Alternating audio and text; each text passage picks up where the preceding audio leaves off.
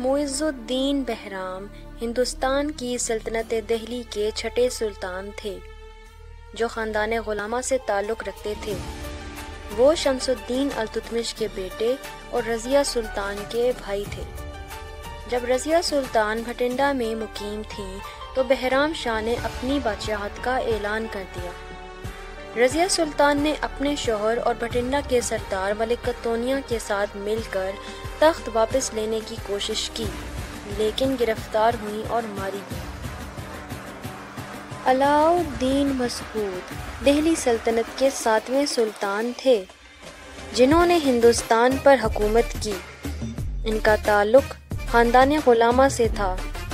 وہ رکن الدین فیروز کے بیٹے اور رضیہ سلطانہ کے بھتیجے تھے۔ 1242 عیسوی میں اپنے پیشرو معز الدین بہرام کی افواج کے ہاتھوں مارے جانے اور بے امنی کی صورتحال میں انہیں سلطان منتخب کیا گیا، لیکن وہ زیادہ اختیارات کے حامل نہیں تھے۔ اقتدار کے حصول کی کشمکش کے دوران درباری امراء نے ان کی جگہ ناصر الدین محمود کو سلطان بنا دیا۔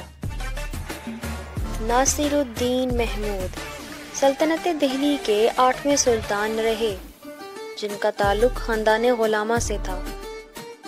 وہ شمس الدین التتمش کے سب سے چھوٹے بیٹے تھے اور علاء الدین مسعود کی جگہ تخت پر بیٹھے۔ وہ انتہائی دیندار اور عبادت گزار حکمران تھے اور اپنی رحم دلی کے باعث مشہور تھے۔ ان کے دور حکومت میں معاملات سلطنت ان کے نائب غیاث الدین بلبن سنبھالتے تھے۔ ان کی وفات کے بعد بھی اقتدار غیاث الدین بلبن کو مل گیا کیونکہ محمود کی اپنی کوئی اولاد نہیں تھی۔ سلطان غیاث الدین بلبن کو بھی ہندوستان میں بطور غلام لایا گیا تھا۔ سلطان شمس الدین التتمش کی نگاہ نے ان کو پہچان لیا اور ان کو خرید لیا۔ انہوں نے اپنے دور حکومت میں امراء اور سرداروں کا زور توڑ کر مرکزی حکومت کو مضبوط کیا۔ بغاوتوں کو سختی سے کچل کر ملک میں امن و امان قائم کیا اور سلطنت کو تاتاریوں کے حملے سے بچایا۔ بڑے مدبر، بہادر اور منصف مزاج بادشاہ تھے۔ علماء و فضلاء کے قدردان تھے۔ ان کے عہد میں شراب کی خرید و فروخت پر مکمل پابندی تھی۔ انصاف کرتے وقت ہندو، مسلم اور غریب امیر کی تمیز روا نہ رکھتے تھے۔ مجرموں کو سخت سزائیں دیتے، لیکن رعایا کے لیے بڑے ہی فیاض اور روشن خیال تھے۔ سلطان غیاث الدین بلبن ایک باشعور، سمجھدار اور صاحب وقار حکمران تھے۔ ان کے ہر حکم میں عقل مندی اور سنجیدگی کے آثار پائے جاتے تھے۔ وہ ہمیشہ سلطنت کے اہم امور قابل اور موزوں افراد کے سپرد کرتے۔ نااہل لوگ اس کے دربار کے پاس سے بھی نہیں گزر سکتے تھے۔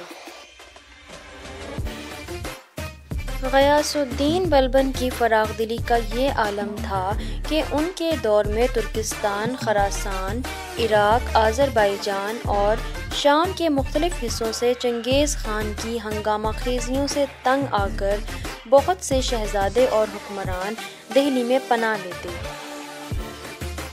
غیاث الدین بلبن اپنے امراء کی تقرری کے وقت ایسے لوگوں کی نیک نیتی اور پرہیزگاری جانچ لیا کرتے تھے۔ اگر اس ابتدائی جانچ پڑتال میں کچھ کمی رہ جاتی اور بعد میں وہ اپنے امراء میں کوئی بری عادت دیکھتے تو فوراً انہیں عہدے سے ہٹا دیتے۔ بلبن نے اپنے دور حکومت میں کسی غیر مسلم کو ذمہ داری کا عہدہ نہیں دیا۔ ان کا خیال تھا کہ غیر مسلم حاکموں کی وجہ سے مسلمان رعایا کو تکلیف پہنچے گی۔